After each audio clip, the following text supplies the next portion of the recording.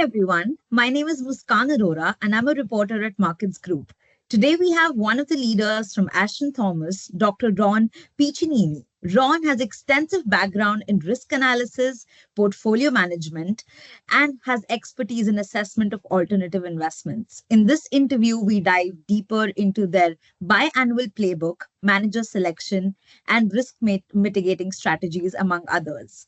Ron will be speaking at a Private Wealth Mountain States Forum on October 29th and Private Wealth Southwest Forum on December 3rd. Welcome, Ron. Hey, thanks for having me. It's great to be here.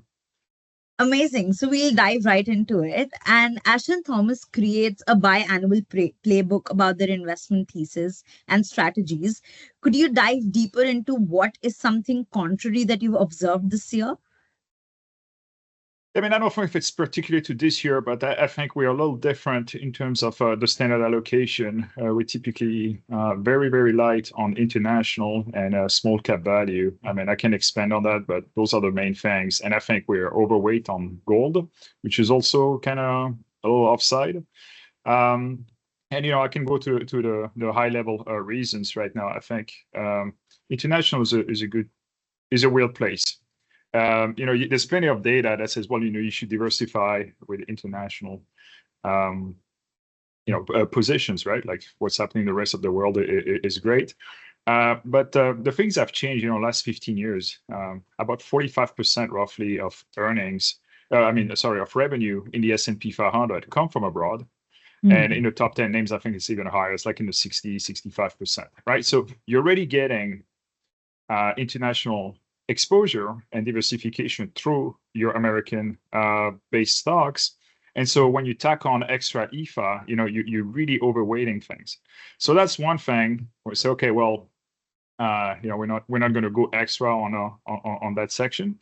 The other thing too is from a pure statistical point of view, like 15, 20 years, here's what's going on. Like when we talk about diversification means you have something that zigs when the other thing zags, right? And international does not do that, or hasn't done that in the last 15 years, right? Whenever the US crashes, international crashes and crashes even more.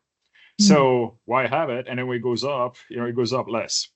So we're like, okay, this right now doesn't make sense, right? And having it also depends what you're trying to do with a portfolio. When you talk to institutional people, say, we're multi-generational fangers. I don't know if the US is going to be the dominant force in the world in 300 years. Nor do I care. I'm just trying to help, our clients retire safely over the next, 5 to 20 years, and having that type of allocation certainly is a drag. We view this as a drag on portfolios right now. And again, that can change. We're not running a cult or religion. We're all data driven. So if the data changes, we'll make the adjustments. The other thing too on is small cap value, which is interesting. I think some of the biggest fortunes in the space have been made in small cap values, right? You have like people with a lot of analysts, like trying to find a diamond in the rough and all those good things. And unfortunately, I think my view of it, right? And there's a statistical analysis behind it too. But I think the game changed, 15 years ago. With the rules of being a publicly traded company. And so what I think happens is if you were a good enough small cap value, private equity would take you out and you could operate at a lower cost. And so basically of course, there's great companies out there, whatever, but as an average, I think you get a better deal doing private equity than if you go public market with small caps. So that's that. And the third one, gold. I know it's a dumb rock that doesn't produce anything. However, gold has been a way better investment than the S&P 500 this century. If you look at, since January 2000, and it truly does provide diversification. So, this is something that kind of zigs when the other thing zags. And when you put in a modern optimizer, you really move the efficient frontier by adding gold to your portfolio. And you look at 2022, even though all assets get depressed at the same time, gold is pretty much the only one that stayed flat, even though he had like 7 months of seventh falling month in a row for the first time in its history, which is kind of weird. But gold is a manipulated market, right? There's some big players in there, so you do what you can with what you have, right? And Absolutely. right, so those are, I would say, the main three that stick out when people look at our allocation. And we're very happy with the results so far. So we're not gonna Amazing. we're gonna keep adapting, but this is what we do. That's great. And how are the Fed rates impacting your fixed income portfolio, and how are you hedging against that? All right, so that's a really good, a really good question right now. There's multiple approaches to that. It's a layered approach. So one thing is when the Fed tells you they're going to raise rates, you listen, right? So when we optimize portfolios, we put portfolios together. Obviously, you're not going to have the same makeup when rates are rising than when rates stay flat or go down, especially in a fixed income, right? So typically, the difference between a through the cycle portfolio Hmm. and something that is kind of conditioned on Fed action is your allocation to long duration bonds, right? Your long-term treasuries, your long-term things, those are not good things you want to be long when interest rates are generally rising. So you put that already, in your kind of in your bucket, right? In your strategy when you put portfolios together. It's a little bit Yeah. of a tactical adjustment, but it is what it is. You mentioned hedging. I think so. What's really interesting right now is we do a lot more options strategies right now. So I just give you a simple strategy. Like if you go buy a treasury bond, U.S. treasury bond that matures in December 2026, right? Like so, let's say you can buy that bond for, I don't know, I'm just making things up, $95. So you give me $100, I'm going to put $95 in that bond. Well, actually, it's more than that. But like I'm going to get par 2.5 years from now, right? And with the present value, I'm going to buy at the money call option on the Hmm. S&P 500. And so if you do that right now, you're going to get, yeah, so you invest 100 now and to December 2026, you get your money back, or you get 67% of the upside of the S&P if the S&P goes up. So if the S&P goes down, you get your money back. If the S&P goes up, 10%, you make 6, 7, right? And so this compared to a regular 60-40 portfolio, we think is way better from a risk reward point of view, right? Because how much can a 60-40 lose? Yeah. Well, we found out in 2022, right? It really depends what the Fed is doing, which relates to your previous comment. Like if you leave the markets Canada alone, bonds will diversify your equity exposure, right? When equity goes down, bonds will show up. But if the Fed, or I'd say all the central banks together act as one actor, nobody's got that much money to go against that. And so it will completely mess up your risk management. So with today's interest rates level, and Hmm. we do feel that option plus bonds is a really good trade. And you don't know, we live in a certain world, right? So the Fed can do a bunch of stuff, can do Yeah. things to wreck the economy or to make the economy better, to give them credit. I had a friend of mine, he works at the Fed, right? He always tells me, it's one thing to land a 747. It's another one to land a 747 on a football field, right? And so the Fed does have a tough job, but a lot of other people can do a lot of damage too, right? So you just those types of strategies we really like because we don't even have to Hmm. think about what scenario to worry about. We can just go, look, something happens, you get your money back. If the S&P goes up, you're making money, and then keep it simple, keep it moving. And of course, you can build upon that and do Yeah. more precise risk management, right? Yeah, Um, absolutely. And within your fixed income portfolio, what strategies are you looking at and do you think will perform well? And what strategies do you think will not perform well in this environment? yeah, so we really like the 2 to 5 year part of the curve there, because it does have juice, but it doesn't have too much duration risk in there.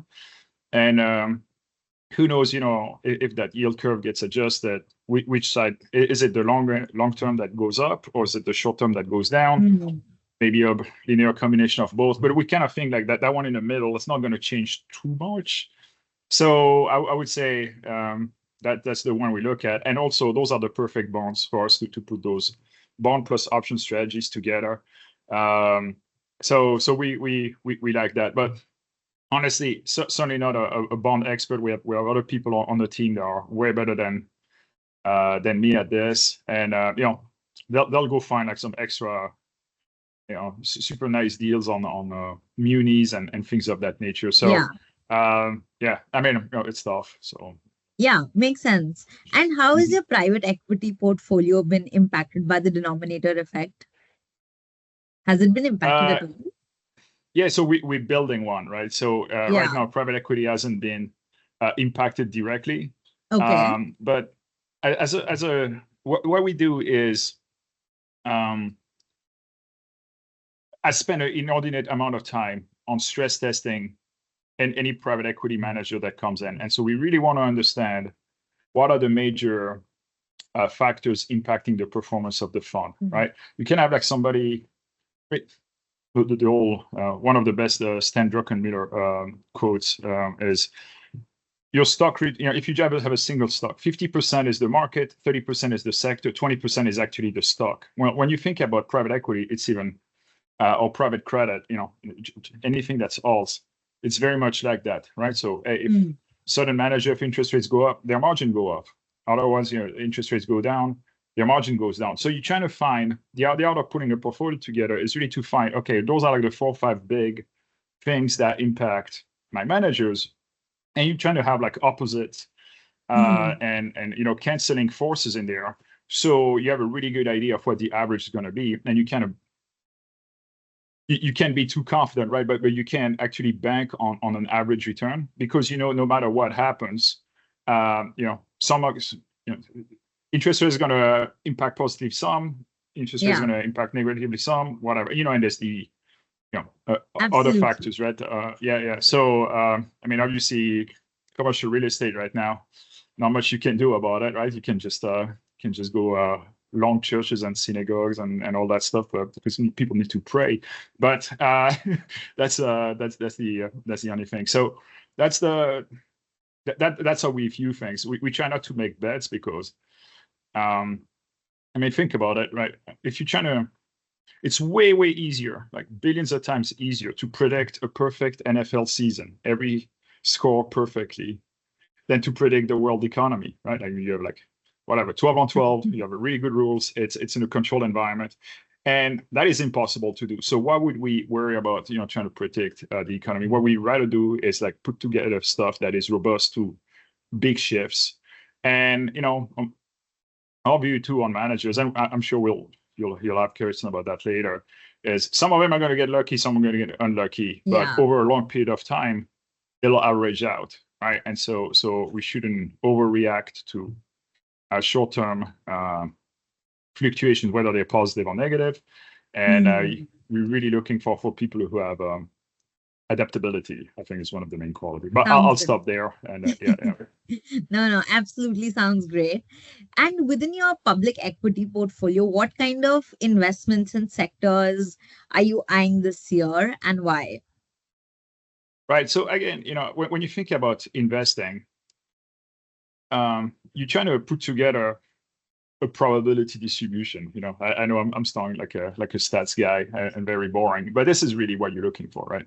And so you put things in a portfolio, not necessarily because you think they're going up, but because when you put them together, it's something that is statistically superior than other things, right? So now, having said that, the driving force is, like, if you want to overperform the markets from a risk-adjusted point of view, well, you should invest in sectors that have better risk-reward ratios or better risk-reward profiles than things that don't, right? I mean, yeah, the market's an average. In there, you get like bad sectors, you get good sectors. So we're trying to overweight the good sectors. But just because sometimes you could have something that's not as good from a view by itself, but put in with the context of another portfolio makes sense, right?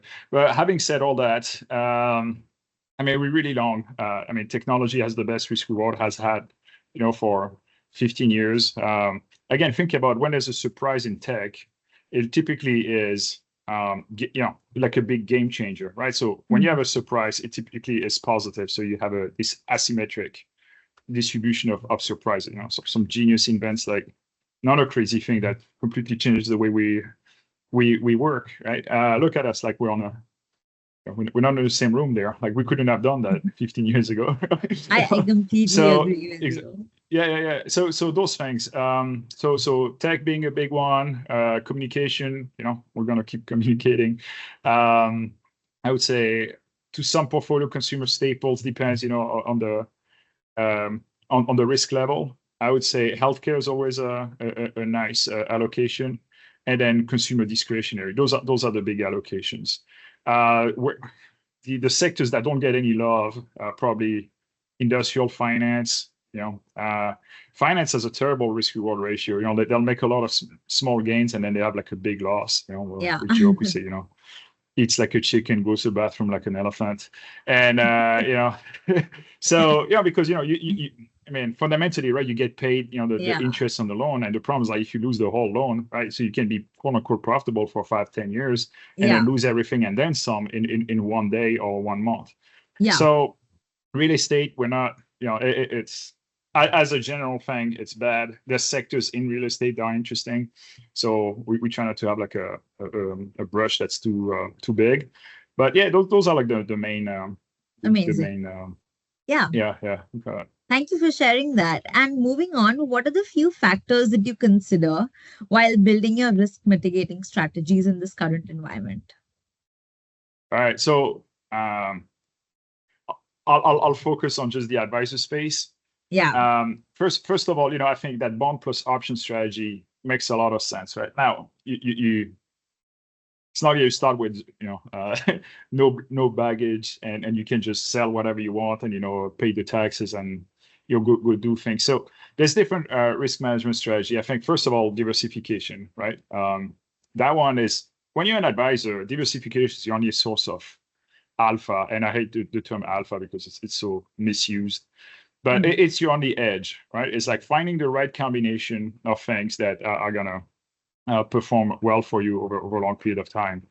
And I think that's where a lot of people, they think diversification just means having a collection of different things. It's like, no, like some things make sense in a portfolio or don't make sense in a portfolio, right? And so you want to make sure you understand how this thing impacts the rest of the portfolio.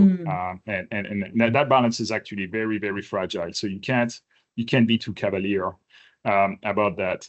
So then we have government spending, right? Again, just we just came out of a little bit of inflation. Well, inflation is always a monetary phenomenon, right? So I have $100. If oil goes up, well, that means I'm spending less money on something else. So as long as I don't have more money, I can't make the inflation go up.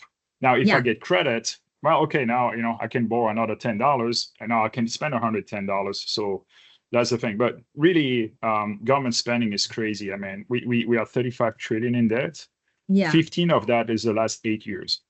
So you look at the elections coming up this year, and it's just like, okay, what?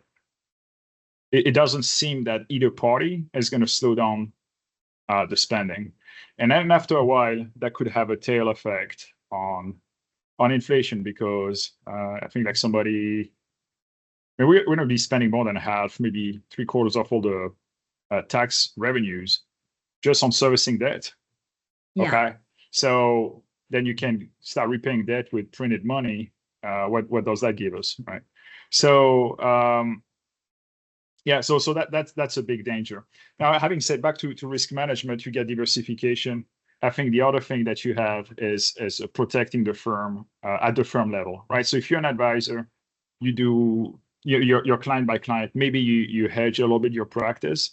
You're looking at Ashton Thomas. We actually have a serious effort right now to say, okay, what is our sensitivity of the business to different big things, and can we go buy a cheap hedge that it's kind of like catastrophic insurance. That'll pay once in a great while. But if something bad happens, and I don't know what could happen, like nobody can, but it's always like a bunch of unsavory people trying to mess a good time for everybody, right? So so hedging at the firm level, and then diversify or use options, at the individual portfolio level, is kind of like a 1-2 punch that we utilize. Absolutely. And I would love to know what are a few red and green flags that you look for in managers. Right. Okay. So what we look for is adaptability, right? Like Hmm. life and the markets are going to toss you, curveballs. Like the markets will change, players will change. So people who are able to understand, their industry really well, and then make changes and adapt to new environments are probably the ones who are gonna that we really like. I mean, again, when Hmm. when we look at managers, I look at managers. I kind of look at like a long-term relationship, right? We're going to be partners for 10 years minimum. So guess what? You're going to have like bad quarters, you're going to have good quarters. That's not really what's important. I mean, it's important that you have good quarters, but we're not going to get too excited about things because if you can, how do you say, learn from your mistake and become better, that's a huge trait. We also don't like people who are too big in terms of AUM because we want to feel special, right?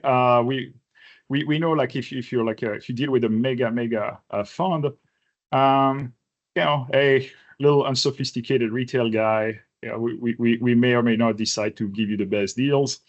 So I'm not saying anybody would do that, but you have Hmm. a higher probability of adverse selection versus somebody who's already established, maybe a little smaller, who's trying to get to the Hmm. institutional level. And Hmm. you're gonna have more access anyways, because typically the founder is also the guy raising the money. You're not talking to the third string quarterback. Yeah. um, you're talking to the main guy, right? And you can get access to a little deeper thinking. You're actually talking to the managers, right?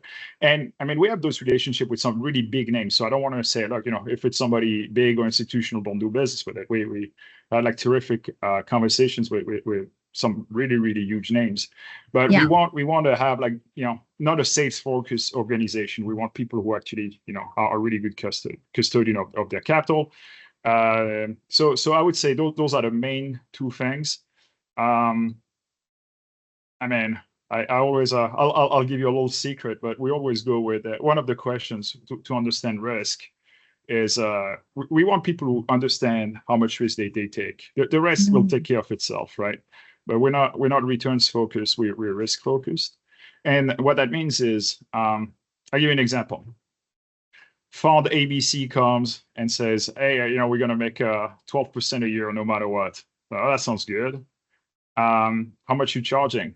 We charge what, 200 bips. Oh, cool. So why would you do that, right? Because you can probably borrow at 5 or 6. You Hmm. tack on 2% of fees. You're at 8. If you could make 12 reliably, I mean, you would make what I say in that example, 4, 5, 600 600 bips worth of fees, and you come to me and you only want to charge me 200 bips. Are you not a capitalist, especially in the private space?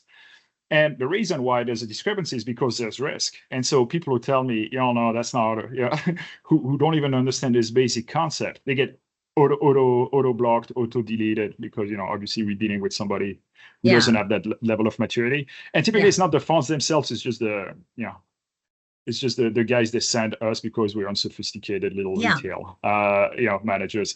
But once you start with this question and you can't really drill down, say, okay, well, no, you think you're going to make 12 on average, whatever, but what would cause a delta?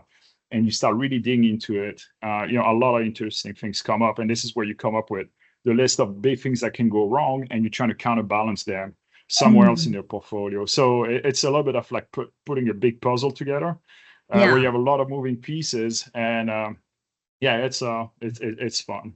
Yeah. Also, we have I mean, especially me personally, but we have a very strict no a-hole policy. So, if I have to deal with you for 10 years, I don't want this to be a dread, or I don't want to deal with people who are not thinking yeah think too highly of themselves. Let's put it Yeah. this way. So. Absolutely makes sense. And could you name a few, like identify a few trends that Ashton Thomas has seen to like grow or, trends that'll stay for the next 5 years? Well, I mean, obviously, you have an aging advisor population, right? So a lot of people, need to, want to sell their book, or a lot of people kind of build it themselves, and they're at a point where it's hard to grow, right? They got to take a step back to take a step forward, and so those um I mean, those are the mega trends, right? And there's a lot of very well-financed players that are trying to capitalize on it. But, within that, you say, okay, well, what does bring value to an advisor, right? It's like the basics. Can you do trading efficiently? Do you have like a good allocation models? Do you have a good planning team? Those types of things that are just the bedrock of every solid financial things. And and you need to have a little bit of the sizzle that goes with the steak also, right? So we spend a lot of time like developing systematic strategies or interesting things that you can get at a big shop. Because let's face it, if you just get like a big portfolio manager, not to name names, you have zero edge, because the guy next door can open a shop, charge 5 bips less than you do, have the same model, and you have no edge, right? So somewhere in there, you gotta make sure you get something that is valuable. Absolutely. And ultimately, it's about the client's experience. So if the clients are happy, they'll recommend the advisors will grow. Absolutely. Having a good set of strategies and things is basically the driver, right? Like, think about it. If you can grow your assets at 5%, over a long period of time, well, that's got a value. If you can grow it at 10%, not saying that's what we do, but then you just double the value of somebody else's firm. So choices of models, choices of risk management, etc., are certainly not neutral in creating value across the board. And so not taking model building and strategy building for granted is probably one of the things we focus on. Are you kind of incorporating AI into your decision making, or are you investing in AI in any sort?